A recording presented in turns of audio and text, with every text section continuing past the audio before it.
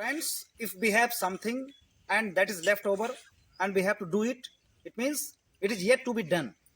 अगर कोई काम बच गया है करने के लिए कि भी रह गया है तो हम इसे कैसे बना सकते हैं। ये भी एक प्रकार का बहुत अच्छा सीक्वेंस है कि किस तरह से बनाएं। It is yet to be done, मतलब कोई काम येट टू बी डन है, करना है। जैसे टू बी टाइप्ड मैंने बोला था, पैसिव वॉइस में है। To be typed means type किया जाना है, टू बी रिटन लिखा जाना है। तो ये देख लेते हैं, ये जो फ्रेज है उसका नाम है left to be. Left to be से बनाएंगे हम लोग कि रह गया है। चलिए देख लेते हैं वीडियो में किस तरह से हमें सेंटेंस बनाना है। दोस्तों, लेफ्ट टू बी यानी रह जाना। ये टू बी क्रिया आपको मालूम है पैसिव वॉइस में लगती है जब कोई काम हमको किया जाना है। जैसे it is to be done, ये किया जाना है। It is to be written, इसे लिखा जाना है ना। It is to be sent, इसे भेजा जाना है। तो इसी तरह से है, कोई काम किया जाना होता है। तो हमारा कॉमन फ्रेज है there is left to be. आपको इतना कॉमन ले लेना है, हर सेंटेंस में लगाना है there is left to be, ये आपको रट लेना है। मतलब there is left to be, अब उसके बाद में टू बी कहने के बाद में फिर आपको वर्ब की थर्ड फॉर्म बोल देनी है। There is left to be read, क्या चीज? It. There is left to be read it, इसे पढ़ा जाना बाकी है। अब टू बी रेड का मतलब होता है, देखिए जो पढ़ना लिखा ना, पढ़ा जाना इसका मतलब है। इसे पढ़ा जाना अभी रह गया है। पढ़ा जाना मतलब अभी पढ़ा नहीं गया है ना, इसको पढ़ना है।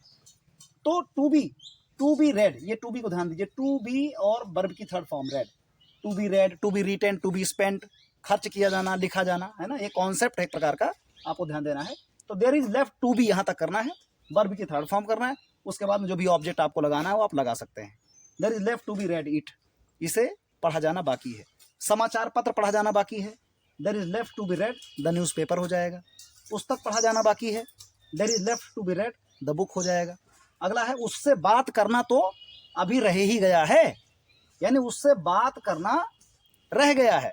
बात किया जाना है, मतलब है ना, किया जाना है। तो टू बी लगा करके third form talked.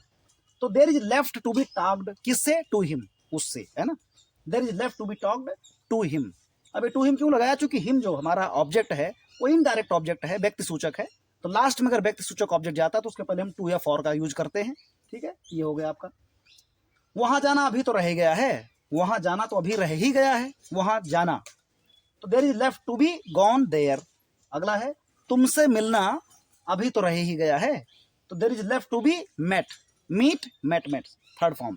There is left to be met to you, तुमसे। तो ये बहुत जबरदस्त कॉन्सेप्ट है और इस प्रकार के जितने भी वीडियोस बनते हैं उसकी सीरीज बनाई गई है, लिस्ट बना दी जा रही है। आप उससे देखते रहिएगा, बहुत ही अलग अलग सिचुएशन पर है। भाषा के कम्युनिकेशन के लिए बहुत ही जरूरी है और फ्लुएंसी के लिए बाप हैं सबके बाप, जिसे बोल रहा हूँ। सिचुएशनल सेंटेंसेस के माध्यम से ही पूरी दुनिया में फ्लुएंट इंग्लिश बोली जाती है, ये आपको ध्यान देना है। और सिचुएशनल सेंटेंसेस बनते किससे हैं? फ्रेज से बनते हैं, स्पेशल वर्ब से बनते हैं। ठीक है, ये बहुत जरूरी है। आगे देखिए दोस्तों, होमवर्क आपको दिया गया है, इसे लिखना तो रह ही गया है। ये आप कमेंट बॉक्स में लिख दीजिएगा, हमें प्यारा सा कमेंट कर दीजिएगा, हम आपको कॉम्प्लीमेंट देंगे। इसे लिखना तो रह ही गया है, सेकंड है उसे बुलाना तो रह ही गया है, और तीसरा है किताबें खरीदना तो रह ही गया है। ये तीन सेंटेंस को आपको ट्रांसलेट करके कमेंट बॉक्स में प्लीज डाल दीजिए आप। Thank you so much for watching.